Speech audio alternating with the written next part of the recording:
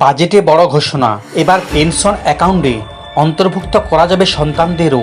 এদিনের বাজেটে এনপিএস বাৎসল্য স্কিমের ঘোষণা করলেন কেন্দ্রীয় অর্থমন্ত্রী নির্মলা সীতারামন।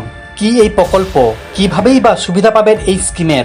এদিন অর্থমন্ত্রী নির্মলা সীতারামন বাজেট পেশের সময় নতুন এক প্রকল্প এনপিএস বাৎসল্যর ঘোষণা করেন। এই প্রকল্পের অধীনে ন্যাশনাল পেনশন স্কিমের অ্যাকাউন্টে অভিভাবকরা তাদের নাবালক সন্তানদের জন্যও এনপিএস অ্যাকাউন্টে টাকা জমা করতে পারেন।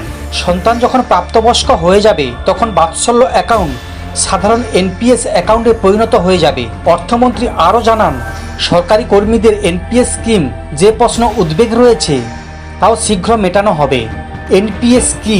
ন্যাশনাল পেনশন স্কিম বা এনপিএস হল কেন্দ্রীয় সরকার ও pension fund regulatory and development অথরিটির অধীনে দীর্ঘমেয়াদী পেনশন স্কিম।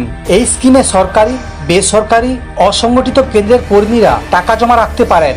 এই স্কিমে আপনি মাসিক বা বার্ষিক টাকা জমা রাখতে পারেন। অবসরের পর আপনি এই ফান্ড থেকে আর্থিক জমা রাখা অর্থ তুলে নিতে পারেন। বাকি টাকা মাসিক পেনশন হিসেবে পাবেন।